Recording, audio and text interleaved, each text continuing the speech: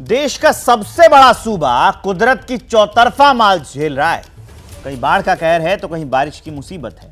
UP के 20 से ज्यादा जिले इस वक्त बाढ़ की कैद में हैं। गंगा, घाघरा, राप्ती जैसी नदियां सारी हदें पार करने लगी हैं। जिनके रास्ते जो आ रहा है पानी में समा जा रहा है। कहीं पुल टूट रहे हैं तो कहीं सड़क धंस रही है और सबको देखकर लोगों की सांस अटक रही है।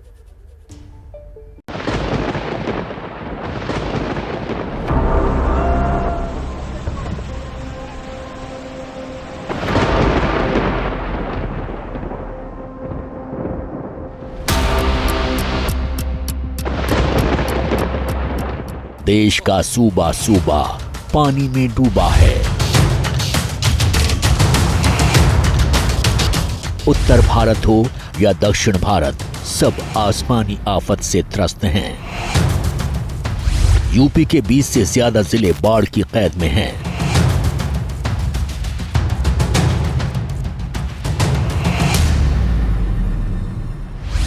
पानी सुनामी बनकर आता है और सब बहा कर ले जाता है, जैसे इस पुलिया को बहा कर ले गया है। ये तस्वीर यूपी के हरदोई की है, जहां बाढ़ के पानी में शाहाबाद से पाली जाने वाले रास्ते का एक हिस्सा बाढ़ में बह जाता है। इस मंजर को देख वहां मौजूद लोगों की सांस हलक में आ जाती है, क्योंकि कुछ देर पहले कई लोग इस सड़क से गुजर रहे थे। अब सबकी नजर पुलिया के बचे हुए हिस्से पर होती है। कुछ लोग अपनी जान की बाजी लगाकर मोटरसाइकिल से इसे पार करने की कोशिश करते हैं। पहले एक बाइक सवार जाता है, कुछ देर बाद दूसरी तरफ से एक बाइक सवार आता है। दोनों आसानी से निकल जाते हैं, राहत की सांस लेते हैं। इसके बाद कुछ सेकंड के लिए सब रुक जाते हैं। तभी एक बाइक वाला और गुजरता है, लेकिन तभी वो होता है जिसके खतरे को लोग महसूस कर रहे थे, लेकिन समझ नहीं रहे थे। और चंद सेकंड्स में पुलिया का बचा हुआ हिस्सा भी जल समाधि ले लेता है, जिसे देख दोनों तरफ अफरा तफरी मच जाती है, क्योंकि पुलिया का हिस्सा अगर कुछ सेकंड पहले गिरता तो कुछ भी हो सकता था। ये तस्वीर सिर्फ एक शहर या एक गांव की नहीं है। यूपी का हर तीसरा जिला इसी दर्द में जी रहा है। बहराइच में घाघरा नदी सारी हदें पार करके बह रही है। नदी किनारे बसे गांव टापू में तब्दील हो गए हैं। हालात ऐसे हैं कि लोग अपना सामान समेट पलायन करने लगे हैं। लोग अपना यहाँ से ठिकाना हटा रहे हैं, छप्पर हटा रहे हैं, धीरे धीरे हम देख रहे हैं। तो कहाँ लेकर जा रहे हैं? हमको लेकर जाते हैं सड़कें पर है ना। ये कटान जो बगल में दिखाई पड़ रही है घाघरा नदी की, तो ये पहले दूर हुआ करती थी या फिर अभी यहीं से? दूर से काटता ये है। कितने साल हो गए मतलब नजदीक? 4 साल तो हो गए। किस तरह की दिक्कत होती है, क्या परेशानी होती है? आप लोग हटा रहे हैं, छप्पर हटा रहे हैं? हाँ जी, तो हटाए हैं हम लोग एक बारी। अब खेत में आकर बसे हैं। जहाँ भेजेंगे प्रधान वहीं जाएंगे। हमारे पास क्या है, कुछ नहीं है, बस यही है। जमीन थी सारे, वहाँ घर कुरिया सारा चला गया है। सर अभी लेके जा रहे हैं, सड़क पर कहीं रखेंगे, सड़क मिल जाएगी तो। जो नहीं मिलती है तो इससे किस तरह से अपन टाइम काटेंगे। छप्पर छाने कहीं व्यवस्था है? छप्पर छाने की व्यवस्था है कि अगला के दूसरे दौरे पे अपने टाइम बिताने के लिए 2-4-10 दिन, महीना 2 महीना तब तक उधर काट रहे हैं। दरअसल फसल पानी में बह चुकी है। जो मकान हैं वो भी धीरे धीरे नदी में समाने लगे हैं। कि मेरे ठीक दाहिनी ओर आप देख पाएंगे घाघरा नदी का जो पानी है वो अपने तेज रफ्तार में आगे बढ़ रहा है और इसके ठीक बगल में तकरीबन 100 लोग यहाँ पर रहते हैं और 30 से के करीब जो परिवार है वो यहाँ पर रहता है। और इस सैलाब के जो घाघरा नदी का सैलाब है, इससे बचने के लिए अब धीरे धीरे करके जो छप्पर वाले घर हैं उसे इन लोगों ने हटाना शुरू कर दिया है।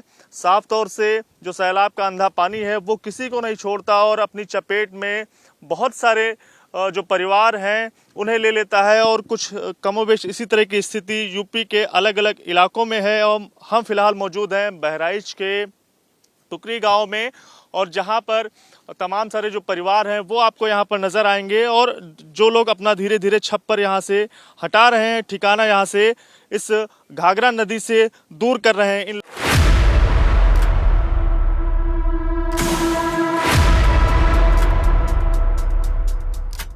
प्रयागराज में गंगा का वाटर लेवल तेजी से बढ़ रहा है। शनिवार सुबह 8 बजे से रविवार सुबह 8 बजे तक फाफामऊ में गंगा का जलस्तर 1 मीटर 8 सेंटीमीटर बढ़ा है। कानपुर बैराज से रविवार को 2,33,000 क्यूसेक पानी छोड़ा गया है, जिससे गंगा का जलस्तर और बढ़ सकता है। गंगा यमुना के जलस्तर बढ़ने से हम लोगों को भी समस्याओं का सामना करना पड़ रहा है। अपने सामानों को सब उस साइड से लेकर के साइड अब आना पड़ रहा है और लगातार जल स्तर की वृद्धि ही हो रही है, जिससे कि आवागमन और सब चीज़ में जो दिक्कतें हो रही हैं। संगम से हट करके हम लोग और पीछे आ गए हैं। यहाँ आने के बाद घाट से काफ़ी पहले ही गाड़ियों को खड़ा किया गया और आने के बाद यहाँ भी बाढ़ आने की वजह से अभी व्यवस्था बहुत नहीं हो पाई है। कीचड़ है, स्नान करना पड़ रहा है।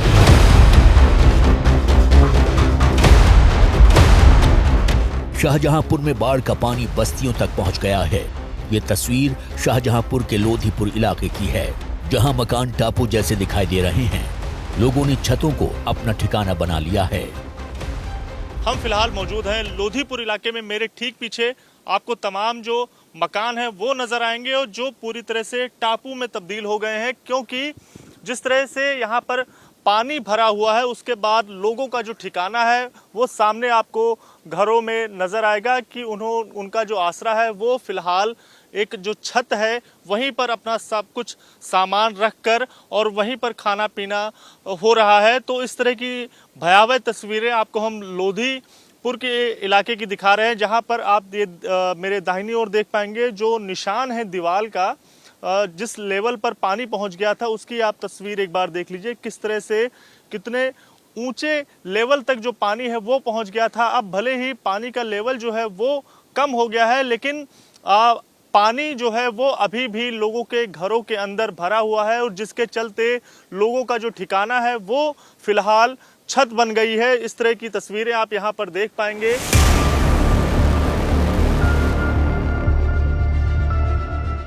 कई लोग ऐसे हैं जिनका इस बाढ़ में सब बर्बाद हो चुका है।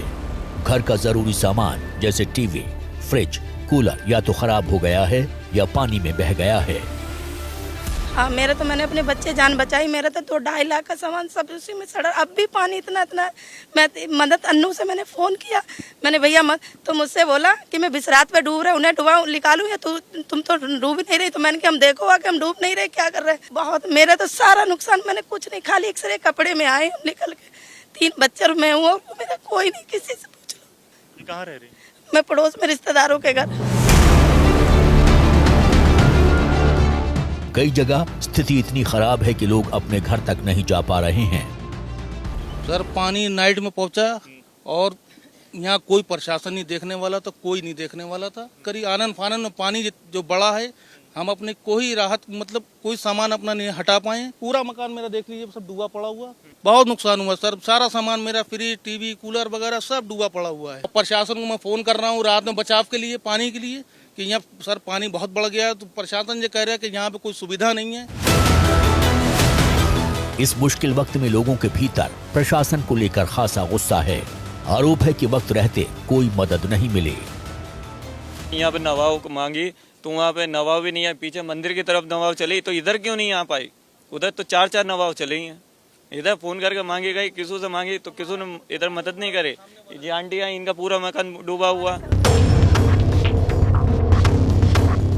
वहीं नेपाल से आ रहा पानी बिहार को बर्बाद करने में लगा है, क्योंकि फिर एक बार नेपाल ने पानी छोड़ा है, जिससे गंडक नदी उफान पर आ गई है और वाल्मीकि नगर, बेतिया, मोतिहारी, गोपालगंज के निचले इलाकों में बाढ़ का खतरा मंडराने लगा है।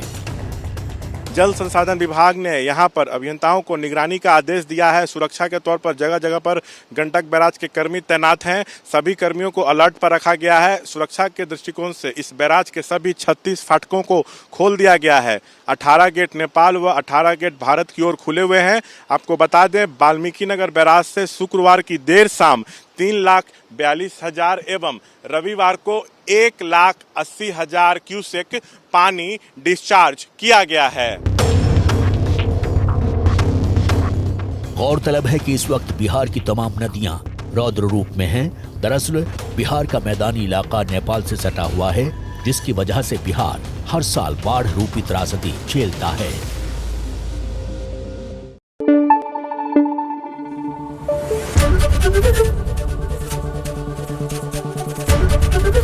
एबीपी न्यूज आपको रखे आगे।